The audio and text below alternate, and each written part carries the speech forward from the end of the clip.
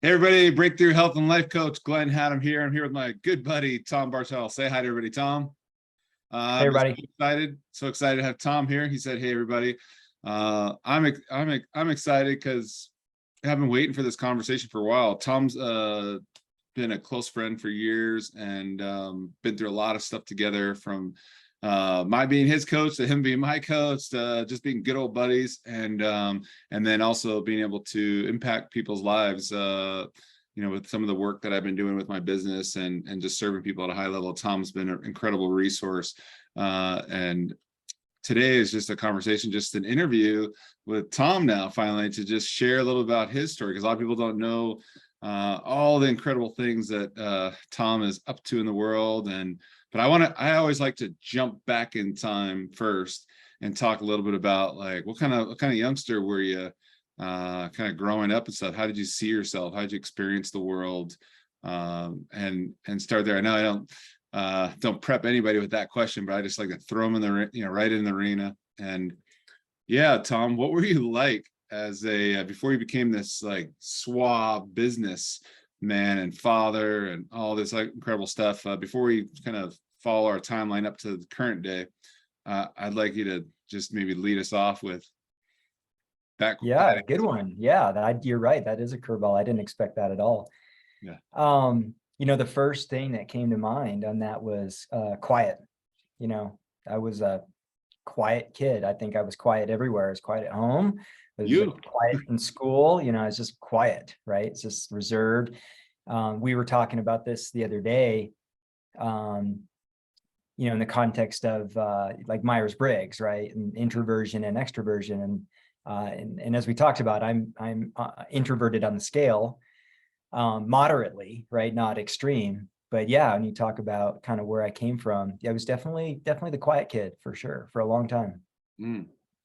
Yeah, we were talking about the other day, and I'm like, we both reboot, like with downtime. You might be in the fishing hole somewhere, but both of us, like, we got to step back and reboot. And then quite a bit of our day requires quite a bit of social activities and engagements. And then it's like, we're out.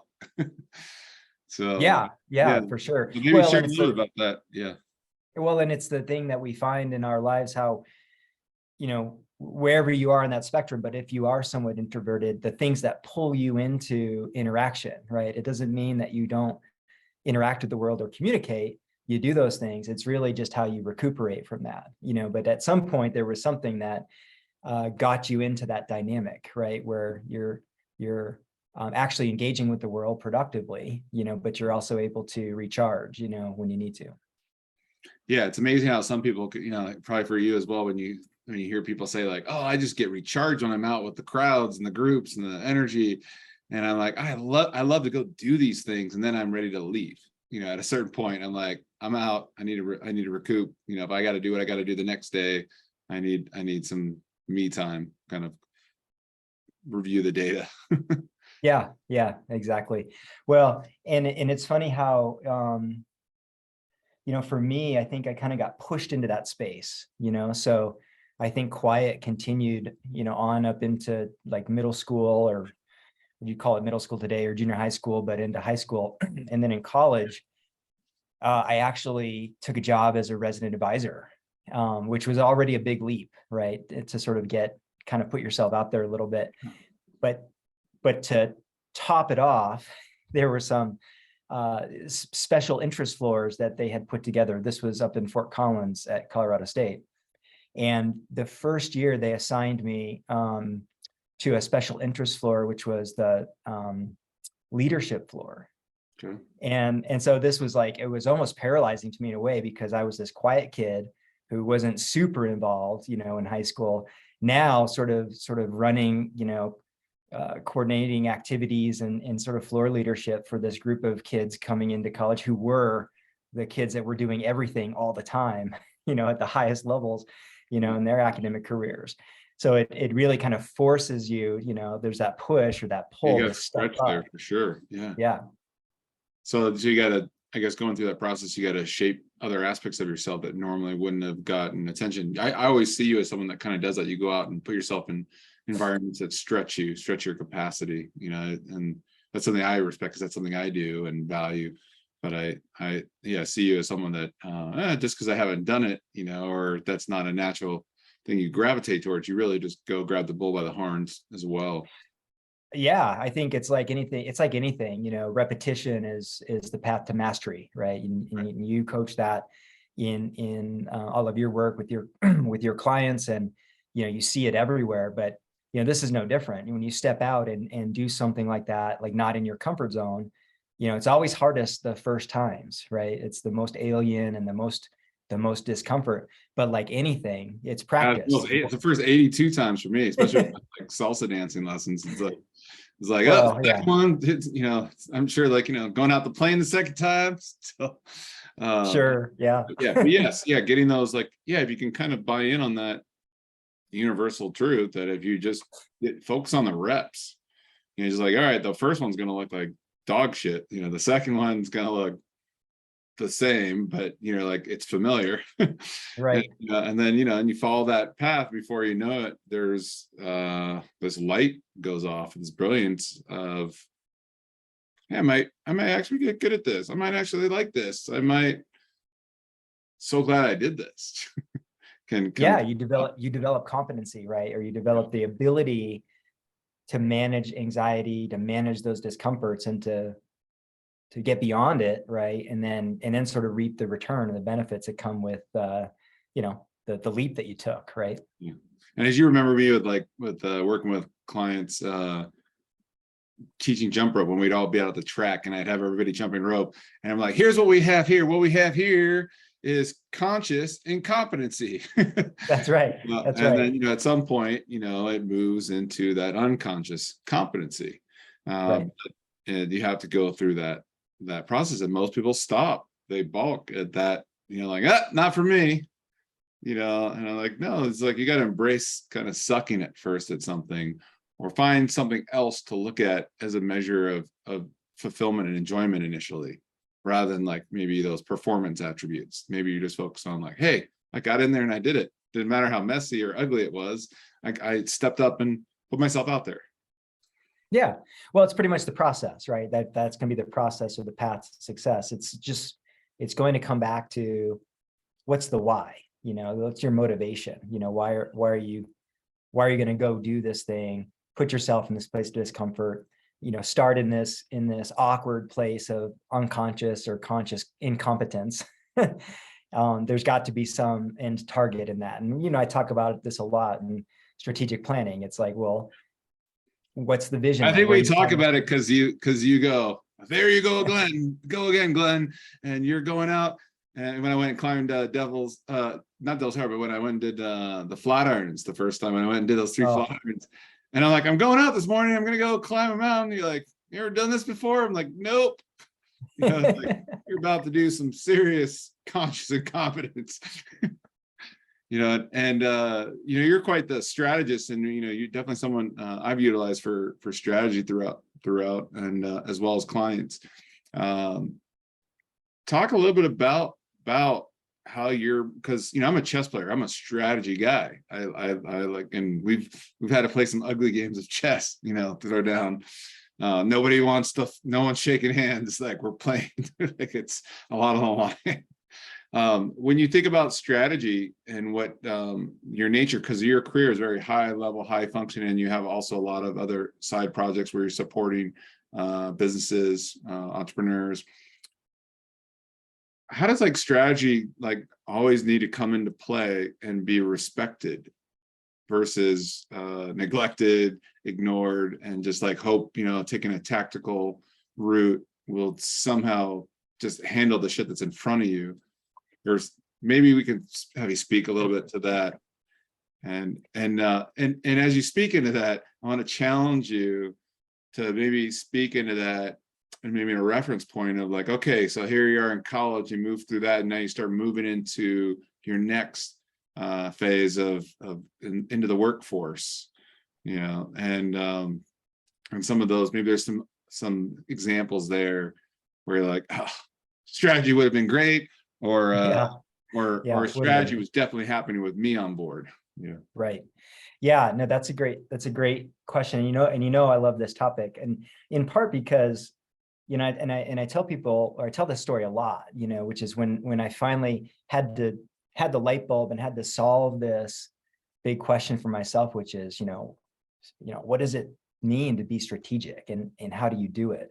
I had reached a point in my business career where I was being asked to be strategic, and you're like, well, I think I've done things like that, but I've never called it that. And so it was just this puzzle to figure out. And a lot of it is just this fear, that it's this really complicated process, or it just sounds sophisticated, right? Oh, I'm going to build my strategy, so it's just got this layer, at least did for me, of intimidation around it.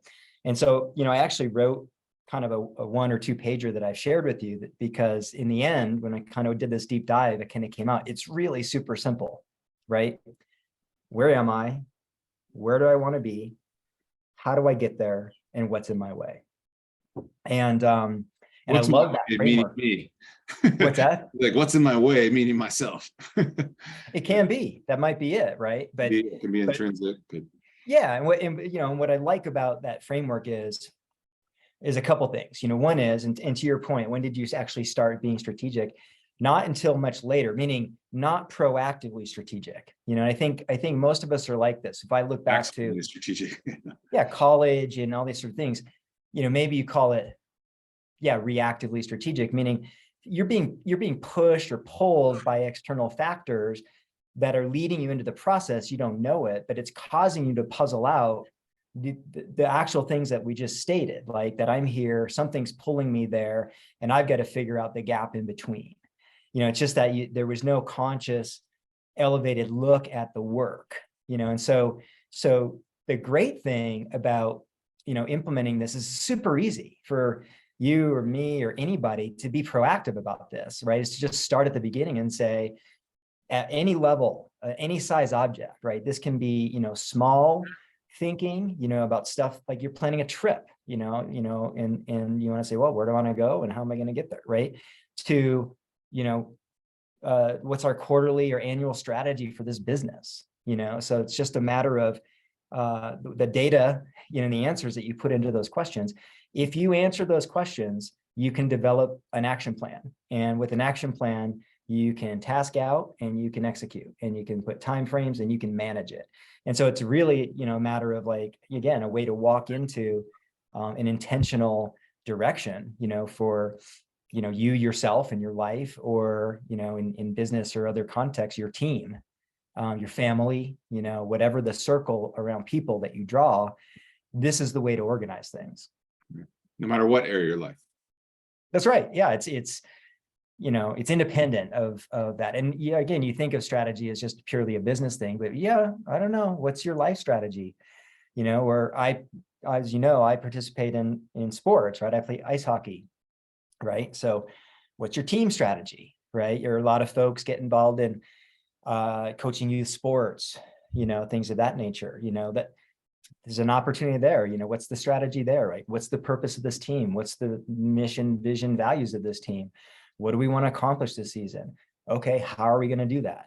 So again, these 4 questions, you can universally, I believe, apply them to any situation, any context. So you could take the same tool that you're using to, you're a captain of a hockey team and then helping with running a league and organize, all those different heads and unique minds coming together. And then you got to do that with your 3 grown kids and strategize, one's path for their schooling, and the others for their career, and another for their highest expression of themselves, and how that can be, all these things can be, strategy can be brought to that.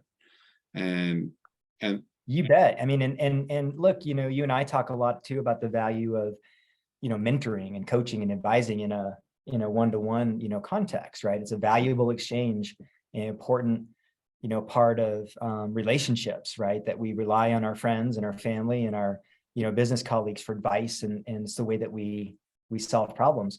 And so when people come to you, they're basically saying, like, hey, I have this problem, or I'm trying to solve this. And it's, again, you can use this. Well, Glenn, tell me, where are you trying to get to?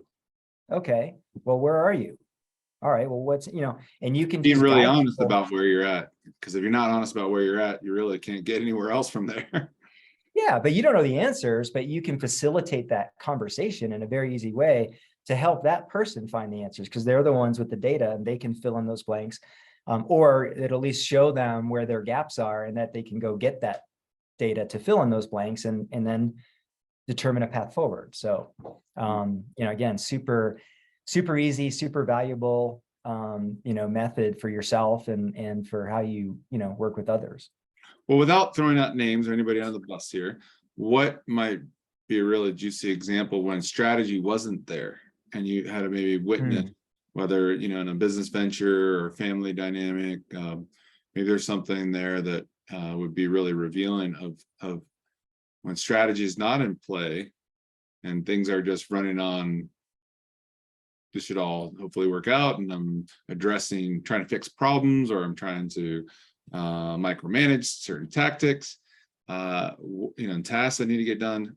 Where it might be an example that you've experienced where you're like, we would have benefited. Yeah, that's a tricky one in a way, and I'm trying to think of a specific one that that could detail out, but without being specific, I'd say it's almost obvious, right? It's like we've all been a part of something that is going nowhere. I think the key sign to a lack of strategy is no progress, is walking in circles. It's chaos. You're working out and you're dieting and you're not seeing any results. You're all of it. In a relationship and you're doing the honey-do list, but the relationship's dog shit, behind the scenes. Yeah, there's some discontent, there's some chaos, there's something. I mean, and even if sometimes it's in our own lives, it's a personal thing where like, people I think end up just on a path and just doing something just because, and they don't stop and ask themselves, why am I doing this? And it's just because I started to, but it's void of a strategy. It's void of an intention. It's void of a vision and a destination of where you want to be. And so the good news is when you see that scenario or you feel that scenario in your own life, it's a super easy course correction, right? Because you just have to ask yourself those questions, right? Why am I doing this? Why does this matter, to me? Does this matter to me?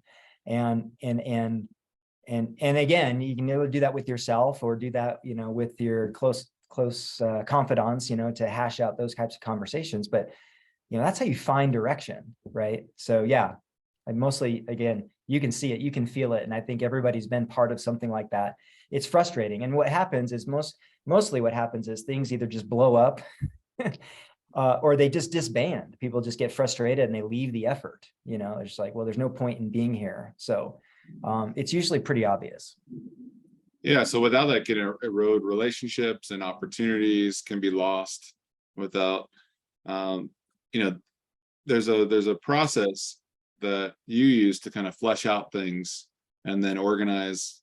I've witnessed how you organize your week, you organize your day from both a balance of business and personal, and then each of those has their own categories within. So your professional life and your personal life, and they're just equally as important to be not just checking boxes, but like living those things and being fully engaged. So whenever you kind of flip the switch to the next activity, or you're with your daughter, or you're in a workout, it's like, okay, I'm here now, and let me be 100% present here, engaging with this activity fully. And how do I do this the best? Bring my best version of myself to that. Yeah, I mean, you're getting into a little bit is just the second stage. Once as you have the strategic plan, as I said, now you build the action plan, right? So it gets to the details of how are we going to get there.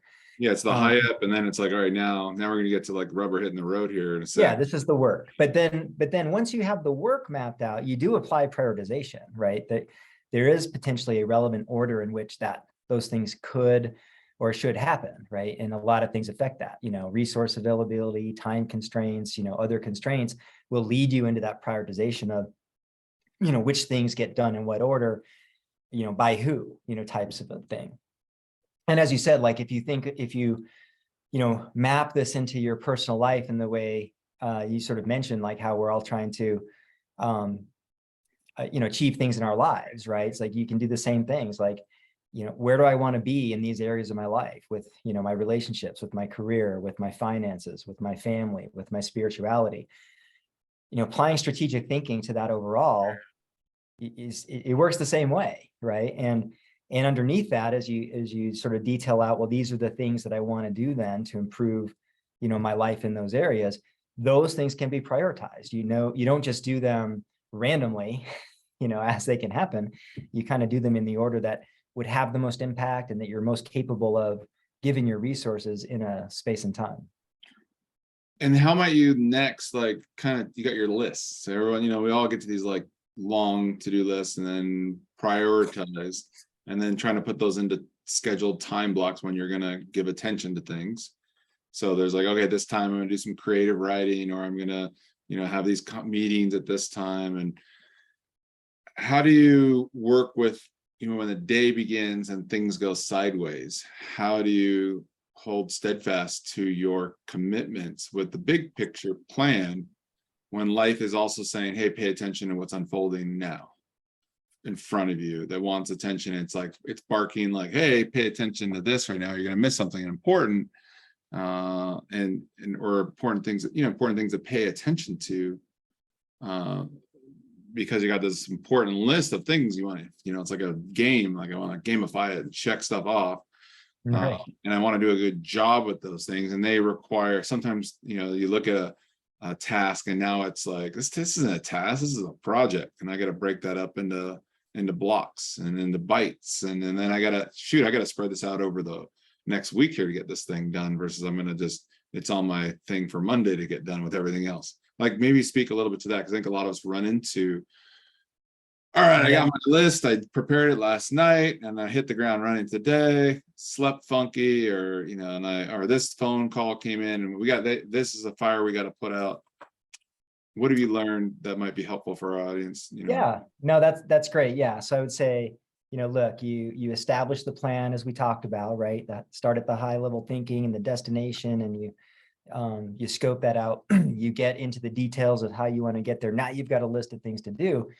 Now you need to have sort of what I would call an operating system, right? It's the way that you manage those things day to day.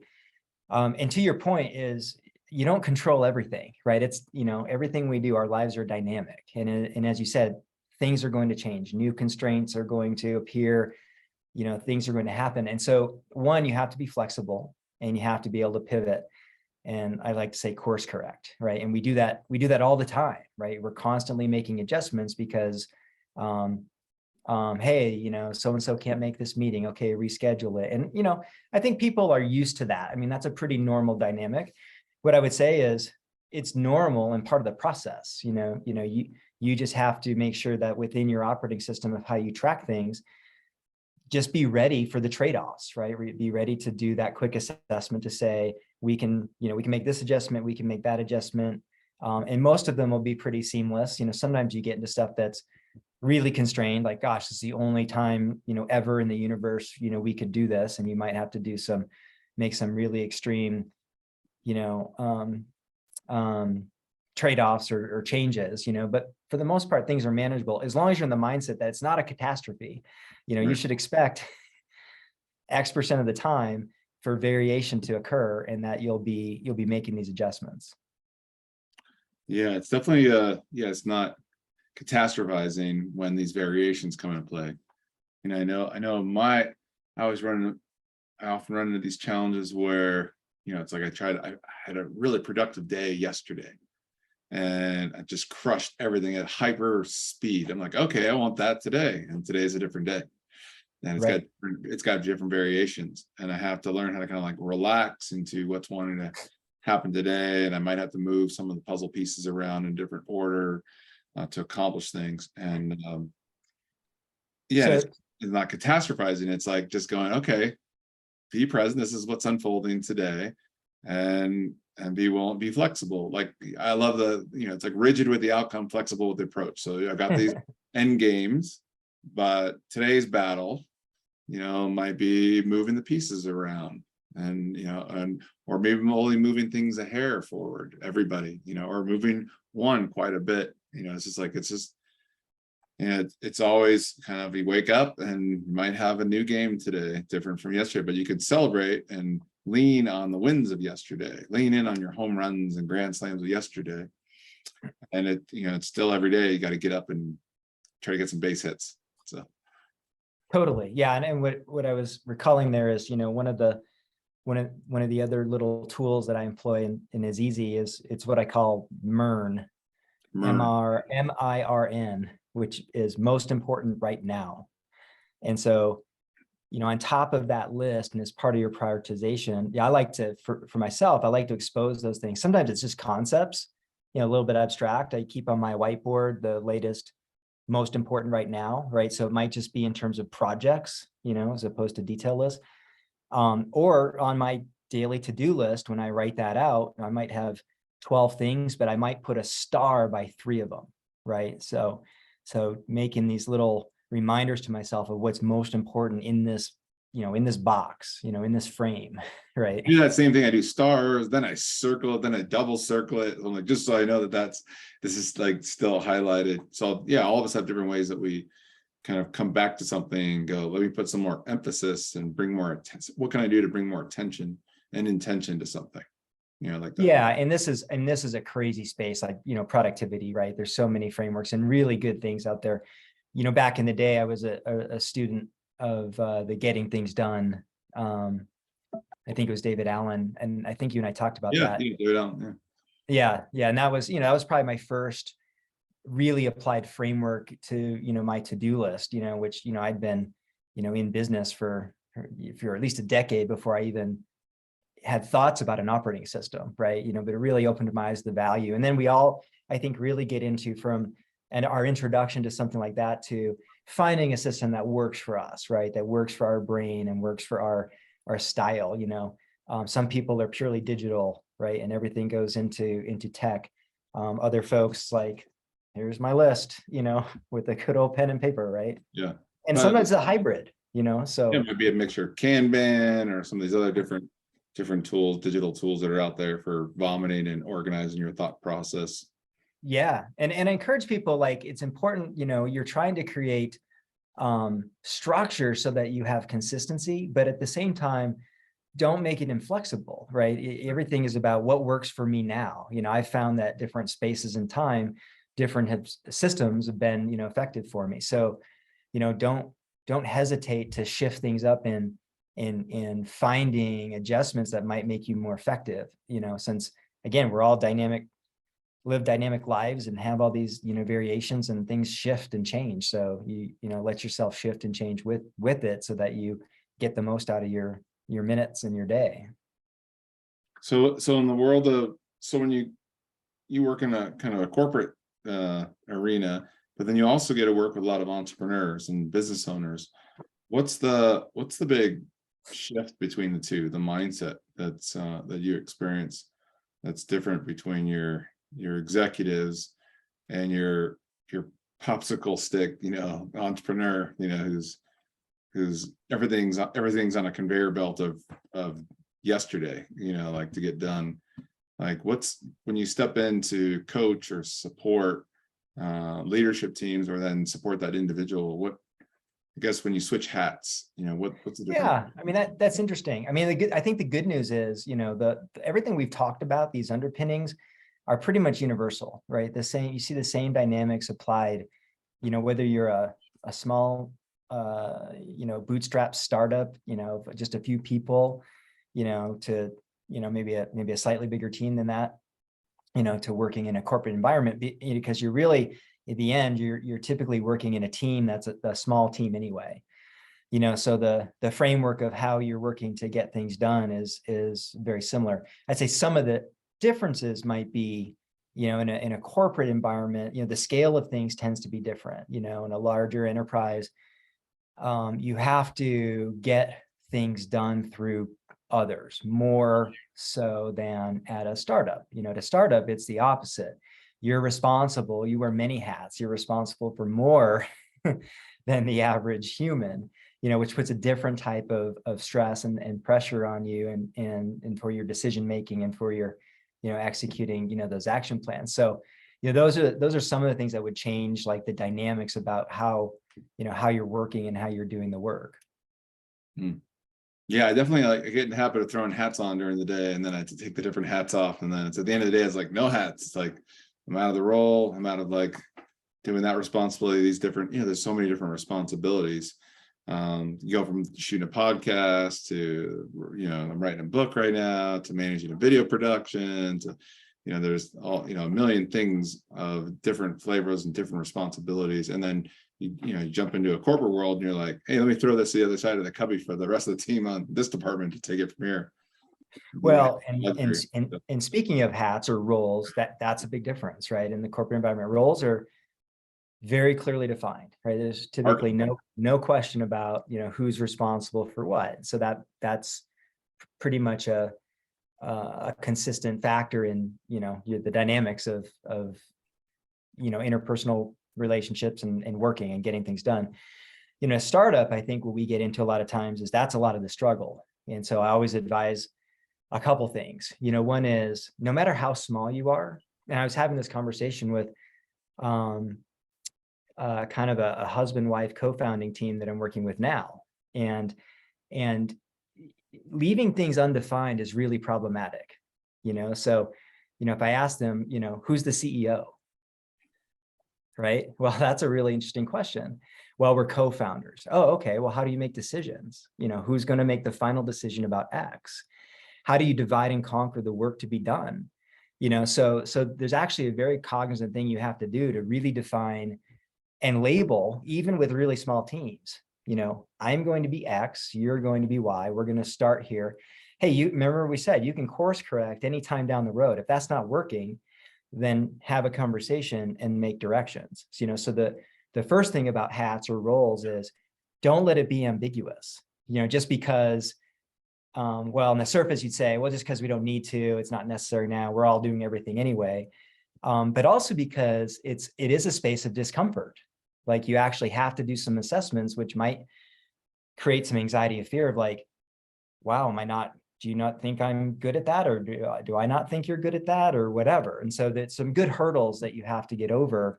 And the sooner you get over those, the more productive you'll be, in the business, beyond that.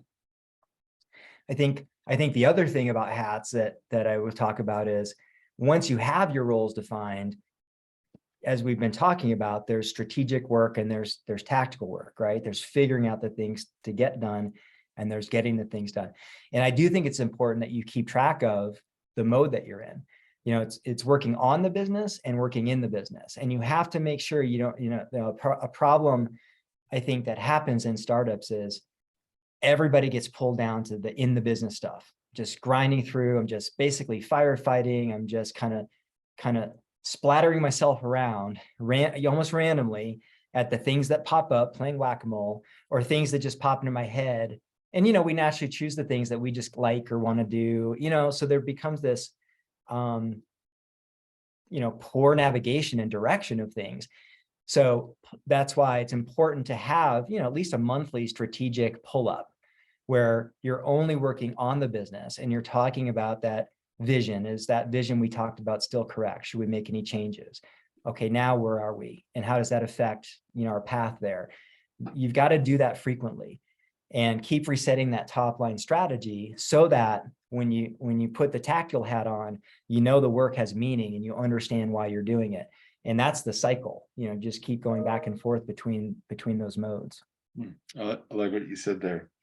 I want to pivot the conversation right now. Oh boy. Yeah, no worries. So let's just speak about being lit up in life. Obviously you're lit up about bringing strategy to things. So let's just go through all the three categories of business, health, and relationships. And let's just start with,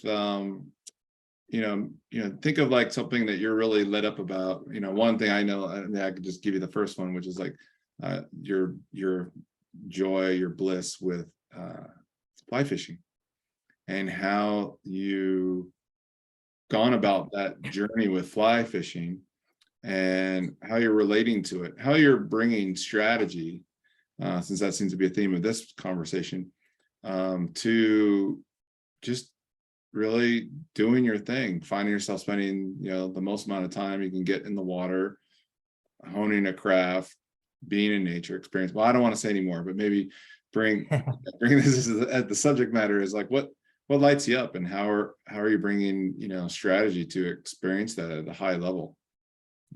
Yeah, it's a good question. Yeah, fly fishing is something that I do spend a lot of time with, and I enjoy. I got pulled into it by my son, my oldest, who was down in Gunnison, and spent a lot of time in the rivers down there. And